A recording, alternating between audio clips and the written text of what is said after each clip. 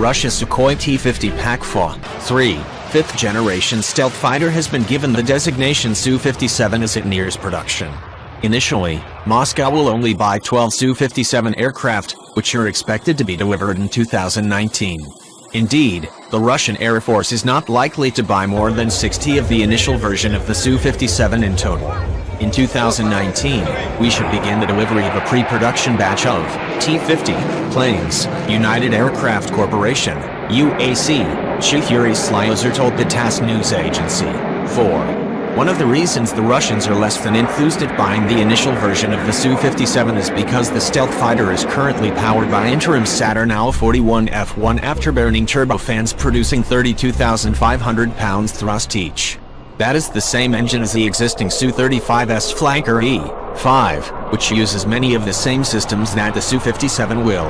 Indeed, with exception of stealth, the new Flanker offers much of the same capabilities as the new fifth-generation fighter.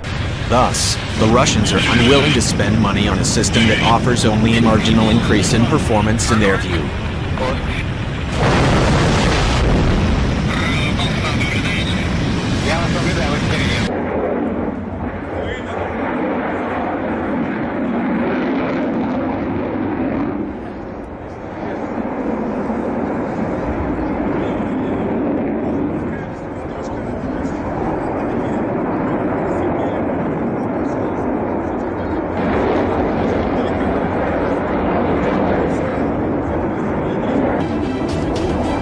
Su-35 fighters of the 4+ generation, according to military pilots, demonstrated very good characteristics, Russian Deputy Defense Minister Yuri Borisov said according to the Russian media. 6. The Russians intend to buy more of the second, improved version of the Su-57, which will feature a new engine and other enhancements.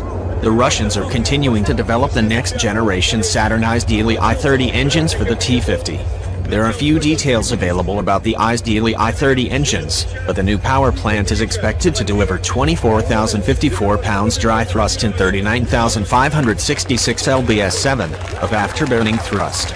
The new engine is expected to make its first flight installed on board the PAK-3 in the fourth quarter of 2017 and should be ready for use in 2025. The Russian Air Force could buy as many as 160 of the next iteration of Su-57. Meanwhile, the Russians are looking at developing a new light fifth-generation fighter that would be developed for the 2025 State Armament Plan. The RSK MiG is apparently working on a design for that program, but as with all such developments, the news should be taken with a grain of salt. The Russian defense and aerospace industry, like its American counterpart, like to promote new concepts in the hopes the government will buy the product. The new light fighter could simply be part of